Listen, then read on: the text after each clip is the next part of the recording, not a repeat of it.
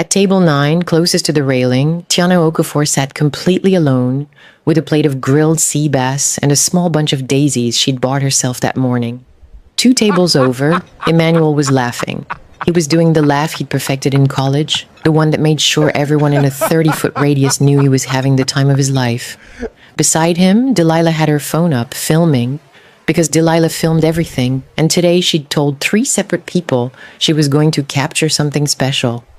She actually came back here, Emmanuel was saying, not quietly, to our restaurant on Girlfriend's Day, alone. Delilah snorted into her champagne. And Tiana, 26, in a tailored chocolate brown blazer top cinched at the waist with soft draped folds and wide burnt orange trousers, her dark bob streaked with deep wine red, did not turn around. She cut her fish. She ate it. She had promised herself she would not turn around, and she was very good at keeping promises to herself. She'd had a lot of practice. Then the shadow reached the shore. A waiter stopped mid-step with a tray still balanced on his fingertips. A little girl at the family table pointed and said, "Mommy, look at the boat." Except it wasn't a boat. It was a yacht. Black and gold, longer than the restaurant itself, gliding into the private marina without a sound, like the water was trying not to wake it. The kind of vessel that shows up in the background of news stories about people who own countries. Phones came out everywhere now, not just Delilah's. That's gotta be a celebrity. No, royalty. That's royal money. That's a president's boat. Even Emmanuel stopped laughing. He half stood, one hand shading his eyes, because a man like Emmanuel could smell status from across a harbor, and he wanted a closer look. The yacht settled. Silence rolled off it like cold air off ice. And then the entire side of the hull lit up. An LED display 3 stories tall. Glowing gold letters resolving one at a time against the black. Happy Girlfriend's Day. The restaurant made a sound. 400 people leaning forward at once. The letters held, then faded. Then a single word bloomed in their place, bigger than all the rest. Tiana. Nobody breathed. The violinist mid-note let the note die. Somewhere near the bar, a fork hit a plate and nobody flinched, because nobody could look away from the giant glowing name floating over the water. A woman near the front whispered it out loud, confused. Who's Tiana? Who's Tiana? That's a person. Is that a person or a boat name? Someone else murmured. That's a person, a third voice hissed. You don't put a boat's own name on the side in lights. That's for somebody. For who, though? And slowly, table by table, head by head, a whole restaurant turning like one nervous animal, every single person began to look away from the yacht, and looked one by one at the woman eating alone by the railing with a bunch of grocery store daisies. Tiana set down her fork. She looked just as shocked as everyone else, maybe more. Her lips parted, her eyes went to the glowing letters, then to the crowd staring at her, then back to the letters, and her hand came up to her chest like she was checking her own heartbeat was still running. Emmanuel's face did something complicated. Delilah's phone slowly lowered. But before I tell you why, the largest private yacht on the entire coast showed up carrying her name in lights. I have to tell you why Tiana almost didn't leave her apartment that morning. Because 3 years ago, in this exact restaurant, at this exact table, with this exact violinist playing, someone made her a promise, and then he broke it in the cruelest way a person can. I'm Tiana. What's your name? Tell me in the comment section below. I'll love to give a shout out personally. Let's go back. Tiana Okafor was the kind of person who remembered your coffee order after meeting you once. She taught 4th grade at an underfunded school on the east side of the city, the kind of school where the copier was always broken and half her supply money came out of her own pocket. On weekends, she volunteered at a community center teaching kids to read.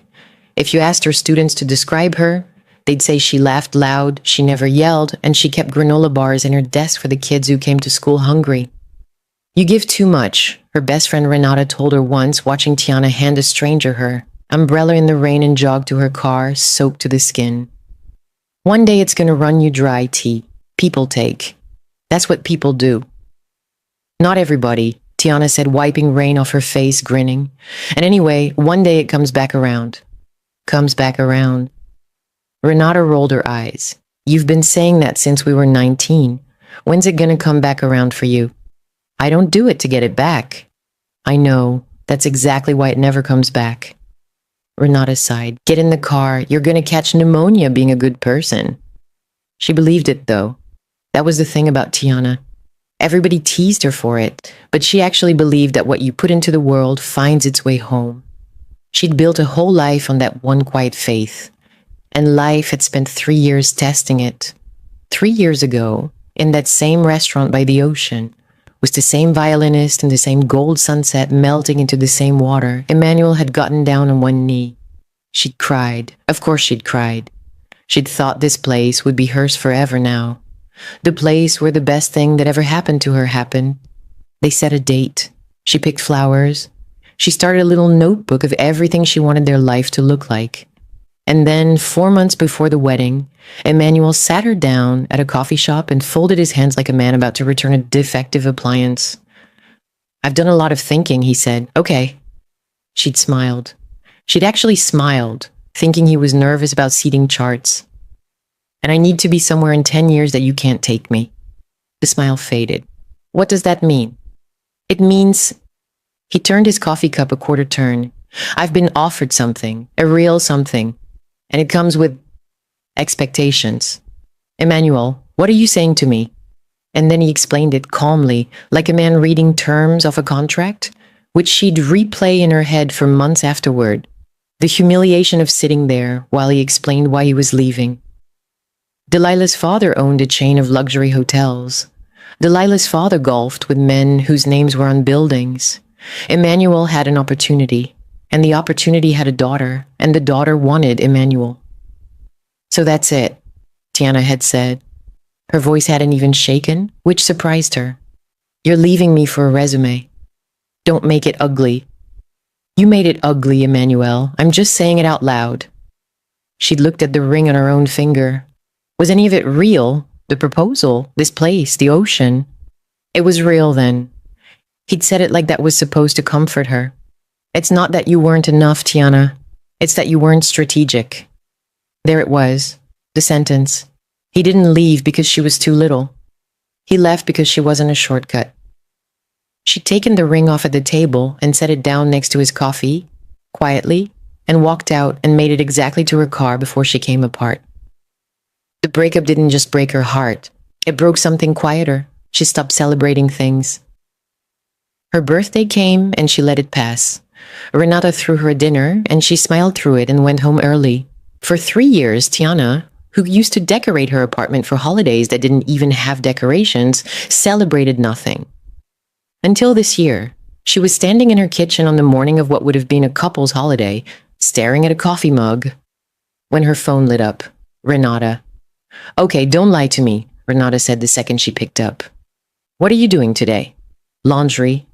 Tiana. Grading papers. Maybe a documentary about whales. It's Girlfriend's Day, and you're gonna sit in that apartment and watch whales? Tiana leaned against the counter. It's not a real holiday, Ren. Some card company made it up. So, some card company made up a reason for you to treat yourself, and you're too stubborn to take it. A pause. Babe, it's been 3 years. 3.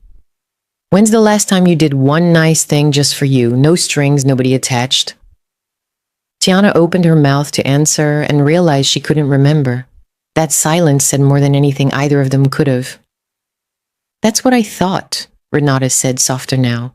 Go somewhere pretty. Buy yourself something. Look good doing it. You don't need a man on the other side of the table to deserve a nice meal tea. You just need you. They hung up. Tiana stood in her kitchen for a long minute, staring at the coffee mug, and then she heard herself say it out loud to the empty room. If nobody's gonna celebrate me, then I'll celebrate me. She said it like a dare. Then, before she could talk herself out of it, she grabbed her keys and on impulse, the good blazer. The chocolate brown one with the sharp shoulders that she'd bought 2 years ago and never had a reason to wear. Today she'd make a reason. The flower stand on the corner had daisies for $6 a bunch. Tiana picked them up, turned them in the light, and brought them to the old man in the register. Ah, he said, wrapping them in brown paper. Lucky boyfriend. She laughed, soft, a little surprised at herself. No, lucky me. He looked at her for a second, then handed her a second bunch. This one's on me. You don't have to. I know I don't. He winked. That's what makes it nice. Remember that. Remember how easily kindness moves between people who don't owe each other anything. It's going to matter more than you think. She drove to the coast with the windows down and the daisies on the passenger seat where a person should have been. Her phone buzzed at a red light. Renata again. Renata. Proof of life. Picture. Now. Renata. I mean it, or I'm driving out there. Tiana propped the daisies up against the window, snapped a photo of them with the ocean in the background, and sent it. Renata. Okay, Miss Independent Renata. Those flowers hit different when you buy them yourself, huh? Tiana. They really do. Renata, proud of you. Now eat something expensive and tip well. Love you, Tiana smiled at the phone longer than she meant to. Then the light turned green, and she told herself she wasn't nervous. And she was lying. The restaurant was exactly as beautiful as she remembered, which was the problem. The host led her past the same tables, the same railing, the same view of the same ocean, and she felt the old ache press against her ribs like a bruise you forgot you had until someone hugs you. Table for? The host asked, pen ready. One, Tiana said. He paused just slightly. Will someone be joining you? She looked out at the water. The sun was starting its slow slide down. Hopefully, she said, peace. The host, to his credit, smiled like he understood and gave her the best table by the rail. She ordered one meal, one glass of white wine. She propped the daisies against a little vase in the center of the table so they'd have the view too. The waiter, young, earnest, and came back with her wine and hesitated. Can I say something? And it's not weird? Depends how weird, Tiana said. I've worked here 2 years. Most people who come alone spend the whole time on their phone, like they're embarrassed to be seen by themselves. He set the glass down. You're just looking at the ocean. It's nice. Yeah, that's all. Tiana felt something warm move through her chest. Thank you. You want me to check back or leave you to it? Leave me to it, she said, smiling. I'm on a date. He grinned. Best kind, low maintenance. And for about 11 minutes, it was perfect. For about 11 minutes, Tiana Okafor sat by the ocean and remembered that she was actually pretty good company. She thought about her students. She thought about Renata. She thought for the first time in a long time that maybe the worst of it was behind her, that maybe she'd finally gotten to a place where the old table by the railing was just a table. Then a voice she'd know anywhere said, Tiana, with that fake little upward lilt of surprise. And 11 minutes was all she got. Emmanuel stood 3 feet away in a linen shirt with too many buttons open, doing his best impression of a man who couldn't believe his luck. No way, he said, of all the places. Delilah appeared at his elbow like she'd been waiting in the wings for a cue. She hugged him, a big, theatrical, look-at-us hug, and let her hand rest on his chest. Babe, who's this? Delilah asked, though she knew exactly who this was. She'd made Emmanuel show her photos. This is Tiana, Emmanuel said warmly. Old friend. Old friend. Tiana felt a 1 land, 3 years, a ring, a notebook full of a life they were supposed to build. And she'd been demoted to old friend, like a co-worker he'd lost touch with. We were literally just looking for a table, Delilah said, scanning the packed restaurant, landing and surprise on the 2 empty seats directly beside Tiana's. Oh, perfect. There's a whole open section by the bar, Tiana offered, but the view is here, Delilah said, already pulling out a chair. They sat. Of course they sat. Now here's a small thing you should know about people like Emmanuel. They never bump into you by accident. They rehearsed the accident. He checked. He knew she came here on this day. He'd bet a whole afternoon on the idea that watching her sit alone would feel good. And the scary part? For about 10 minutes, he was right. So, Emmanuel said, draping an arm over Delilah's chair, you're still coming here, huh? Food's good, Tiana said.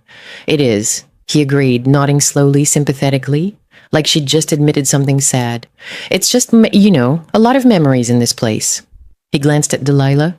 For me too, honestly, but we're making new ones. Delilah beamed and squeezed his hand. How's the teaching? Emmanuel asked in the tone of a man asking a retired athlete how the knee's holding up. Still at that little school on the east side? Still there. That's great. That's really... He searched for the word, the steady of you. He smiled. Me and Delilah just got back from Santorini. Her dad's opening a property out there. You should see the water. I'm sure it's beautiful. It is. He waited, clearly hoping she'd ask a follow-up so he could keep going. Tiana took a sip of her wine and said nothing, because she'd learned a long time ago that Emmanuel got his energy from your reaction, and the fastest way to starve him was to give him nothing to eat. She looked out at the ocean instead. The water was doing that thing where the light sat gold on top of the dark, and for a second she just let herself have it. The problem with giving Emmanuel nothing is that Delilah was hungrier than he was. Wait, Delilah said, loud enough that the next table turned. Are you here, alone, on Girlfriend's Day? She said it with her hand pressed to her chest, eyes wide, like she'd discovered something tragic. That is actually so sad, Delilah went on. Like, I'm not being mean, I just feel bad. You don't have to feel bad, Tiana said. No, but I do, though. Delilah leaned in with the fake gentleness of a woman twisting a knife and calling it a hug. Like my mom always says, a woman alone on a holiday is a woman who missed her window. And you're what, 26, 27? She tilted her head. You've still got a little time. I'm not in a hurry, Tiana said. That's such a healthy way to look at it, Delilah cooed. Did you at least bring a book? Or are you just sitting? She gasped softly, like a new tragedy had occurred to her. Wait, did you buy yourself flowers? Tiana's hand moved just slightly toward the daisies. She stopped it. They're cute, Delilah said, in a voice that meant the opposite. A very craft store. A couple at the next table pretended not to hear and heard everything. The silence stretched, hot and awful. Tiana looked at the daisies in the little vase. She thought about the old man at the flower stand. Lucky me. I'm okay, she said quietly. Of course you are, Delilah said, patting the air near Tiana's shoulder. You're so strong. If you've ever been the person somebody called strong, just so they could feel better about hurting you, and go ahead and put a comment down below. One word, just say here. I want to know how many of us there are, then stay with me, because this table is about to flip in a way nobody at that restaurant is ready for. Emmanuel raised a hand and waved the violinist over. Hey, can you play something for us? That slow one. He hummed 2 bars. The violinist, who had no idea what he was walking into, nodded and lifted the bow. Tiana's stomach dropped before the first note even landed, because she knew that hum. It was their song, the one that had played 3 years ago, right here, when he got down on one knee at this exact table, by this exact railing. He knew she'd know. That was the whole point. Oh, I love this one, Delilah said, swaying. Is this special to you guys? It's just a nice song, Emmanuel said, but he was watching Tiana when he said it, watching for the flinch. The first notes drifted out over the ocean, and Tiana felt her throat close like a fist. She kept her eyes on the horizon. She would not cry in front of him. She had promised herself that in the car, and Tiana Okafor kept her promises to herself. She let exactly 1 tear fall, caught it before it reached her jaw, and picked her fork back up. No argument, no scene.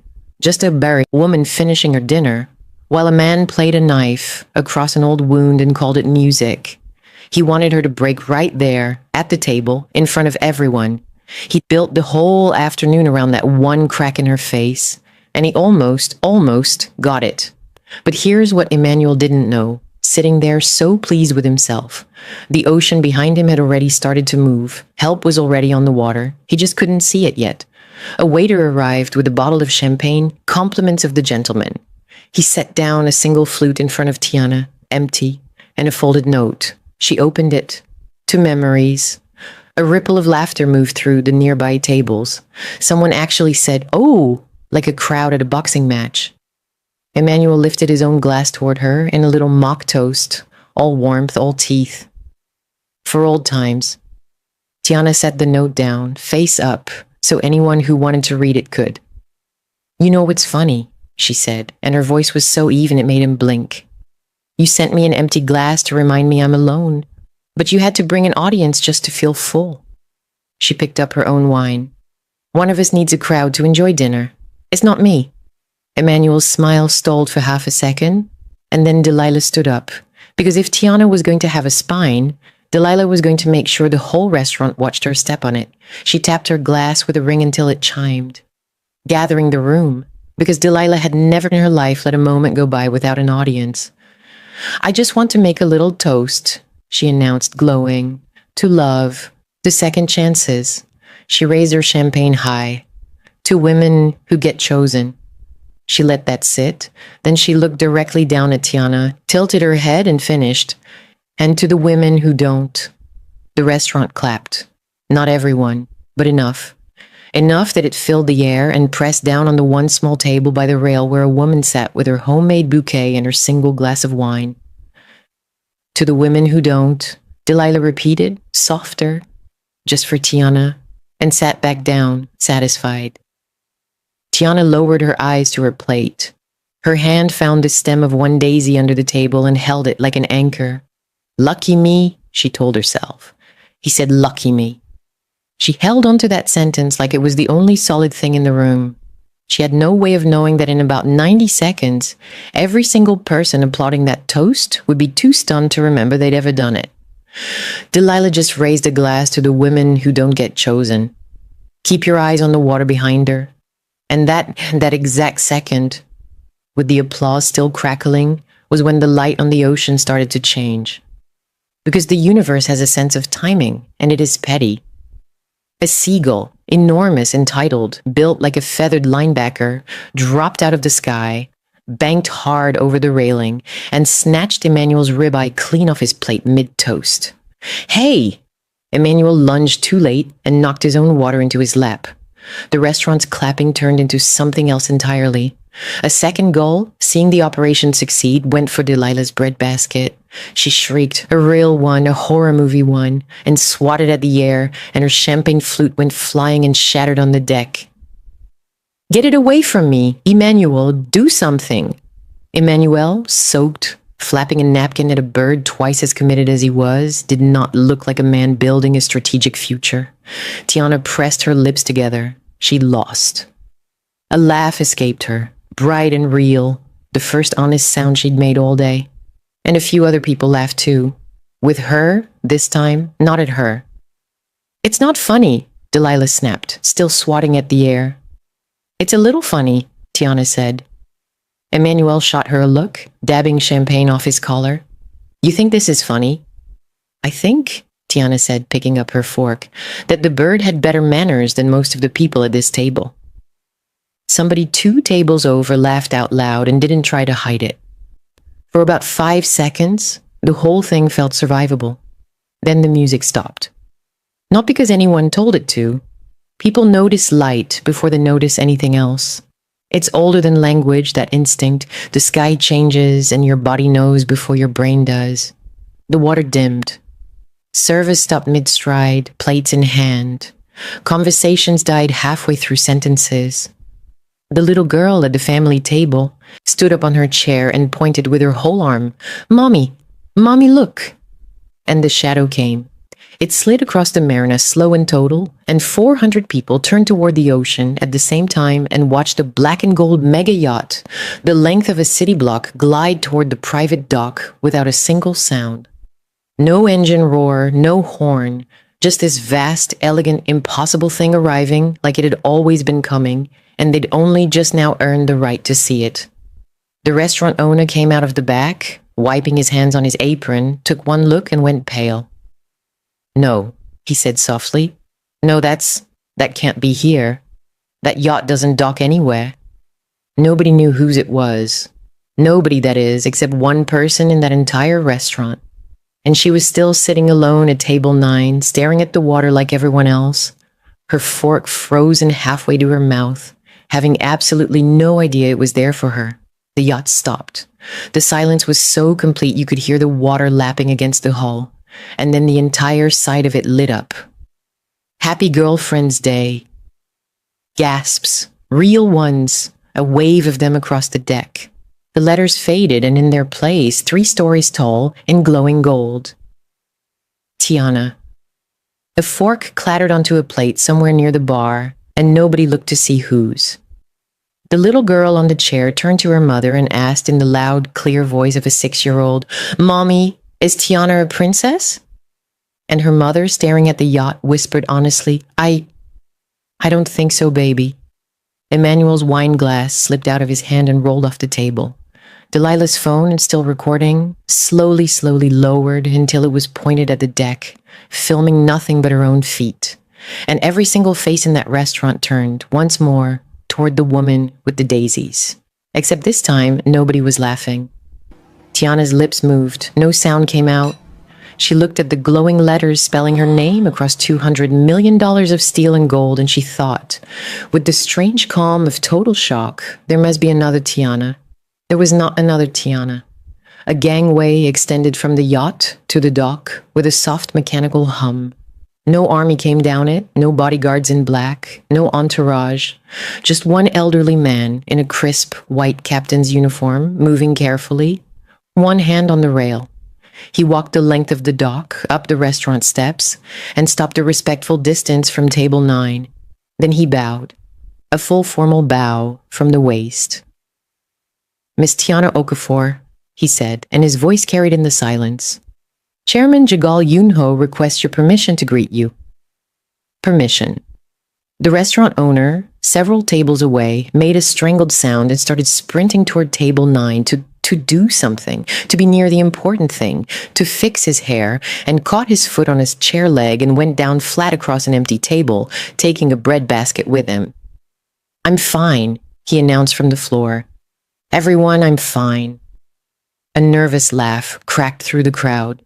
It broke the spell just enough for everyone to breathe. Tiana looked at the captain. Her mouth was dry. I think there's a mistake," she managed. I don't know a chairman. I don't know anyone with a..." She gestured helplessly at the yacht. "What with that?" "There is no mistake, Miss Okafor," the captain said gently. "He's quite certain. But I've never... Miss Okafor." The old captain's eyes were kind and a little wet. "I have worked for the chairman for 11 years.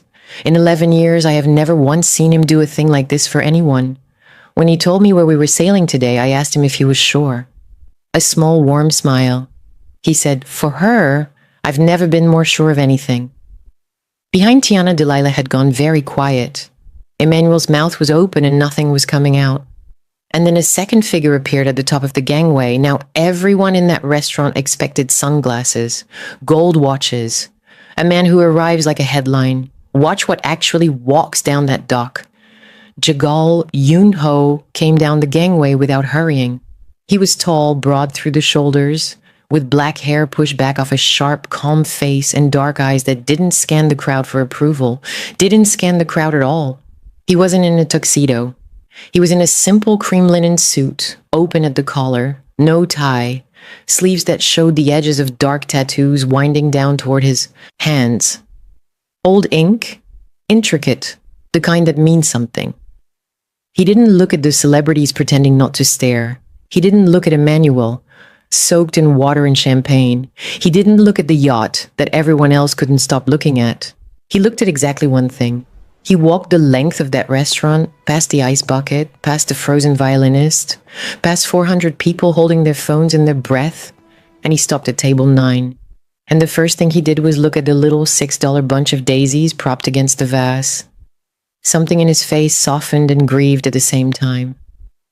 You weren't supposed to buy those yourself, he said quietly.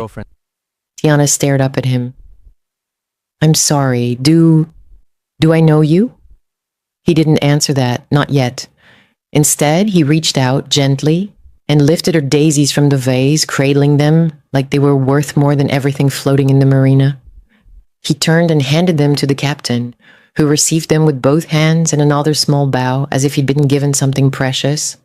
Then Jagal reached inside his jacket and produced a bouquet, enormous, impossible, a cascade of white peonies, still cool from the yacht's cold storage. Tiana's whole body went still. White peonies, her favorite flower. The one she'd never told a single person at that restaurant. The one she barely told anyone, because who asks and who remembers? "How?" she whispered. It wasn't even a question. It was the only word she had left. Jagal Yunho looked at her, and for the first time, the corner of his mouth moved. "Because someone who pays attention," he said, "remembers." He didn't sit. He crouched, so they were eye to eye, and he set the peonies gently on the table between them. Happy Girlfriend's Day, Tiana, he said. Not my girlfriend, not mine. Just her name, offered like a gift and not a claim. I don't understand, she said, and her voice finally cracked. I've never met you. I'd remember you. She gestured at him. The tattoos, the calm, the whole impossible fact of him. You're not exactly forgettable. The corner of his mouth moved again. I get that a lot. So how do you know my name? How do you know my flower? How do you... She pressed her fingers to her forehead. I'm a school teacher. I have $40 in my checking account until Friday. Men like you don't... This doesn't happen. It's happening, Jagal said gently. And the reason you don't remember me is simple. You weren't looking at yourself the day our lives crossed. You were looking at her. Her. Jagal was quiet for a moment. The whole restaurant leaned in, and he didn't seem to notice or care.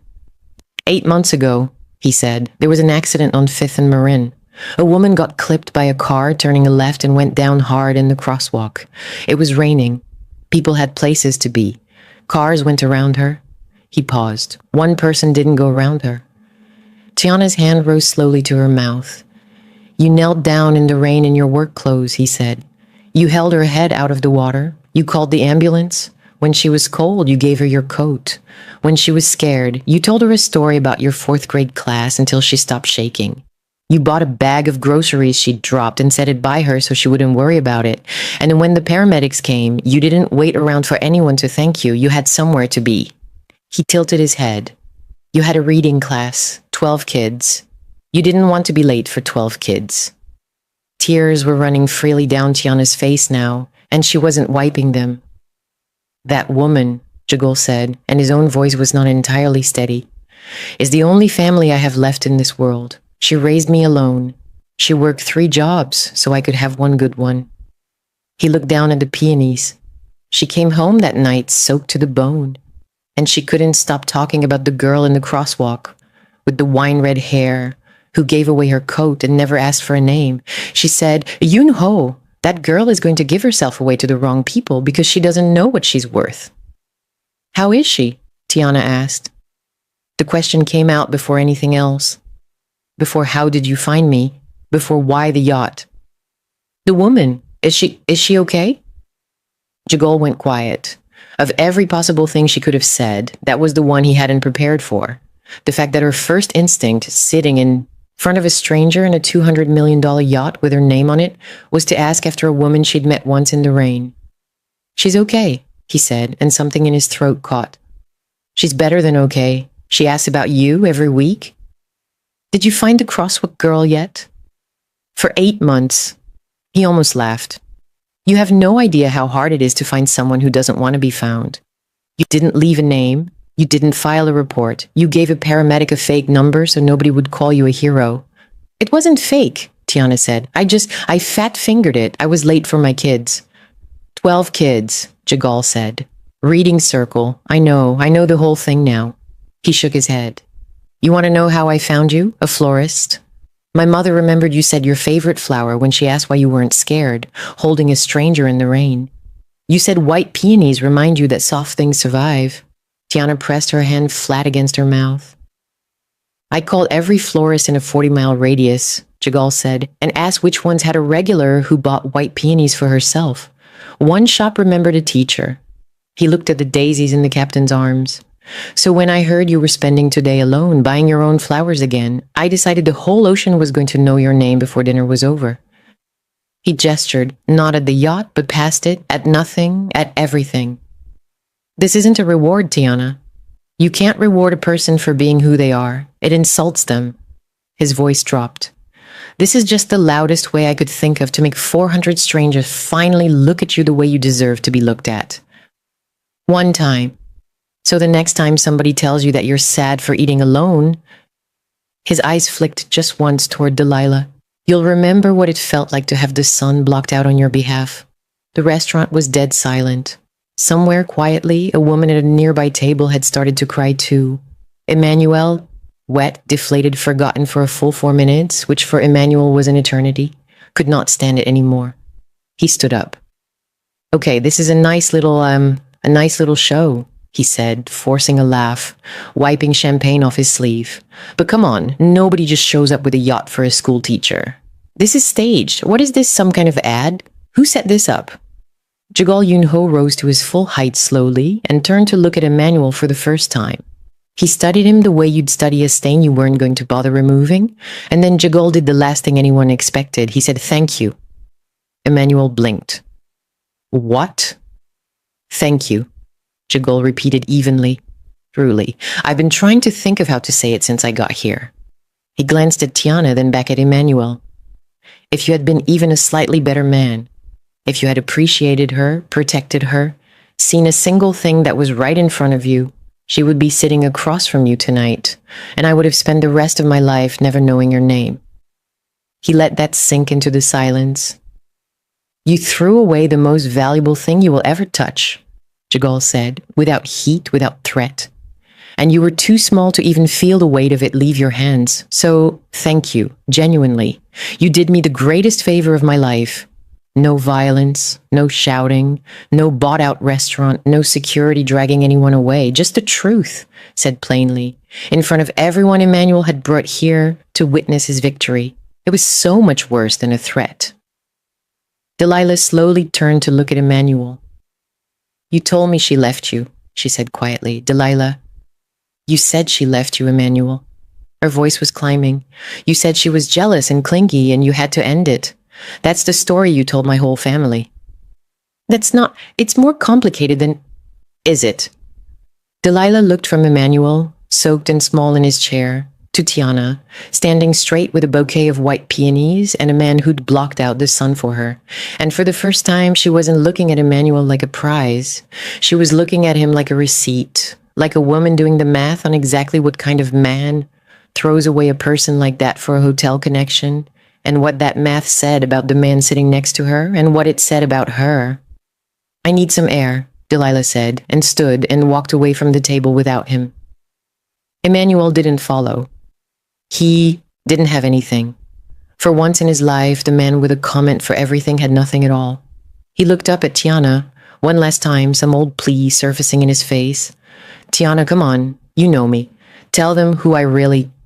"I did know you," Tiana said, calm, almost kind. That was the problem. And she turned her back to him. The restaurant manager appeared at Tiana's side, breathless, having recovered from his fall and his dignity in roughly equal measure. "Miss Okafor," he said, bowing so low his tie touched the table, "your private deck is prepared. Whenever you're ready." The whole restaurant had assumed the restaurant was the destination. It wasn't. The yacht was. The violinist, bless him, quietly packed up his violin, walked to the dock and boarded. The head chef untied his apron, folded it, and followed. One by one, the things that made an evening beautiful got up and walked toward the water, because tonight they were going where she was going. Jagal offered Tiana his hand. He didn't take hers. He didn't reach out and pull her toward the life he'd built. He simply held his hand open, palm up, and waited, the way you wait for someone you respect to make her own choice. Tiana looked at the hand. She looked at the daisies now cradled in the captain's arms, and the peonies on the table, and the giant glowing letters of her own name over the ocean. "I want to ask you something," she said, "and I want the real answer." "Okay. If your mother had never gotten hurt that day, if none of this had happened, would we have ever met?" Jagal considered it, honestly, the way he considered everything. "No," he admitted. "You'd have never let a man like me near you. You'd have taken one look and crossed the street." A pause. "But she did get hurt. And you didn't cross the street. You knelt down in it. So I don't spend a lot of time on the version where we don't meet. I like this one too much." Tiana let out a breath that was half a laugh. "The daisies stay," she said. "I bought those myself. I'm keeping those." "The daisies stay," he agreed. "Wherever you go, they go."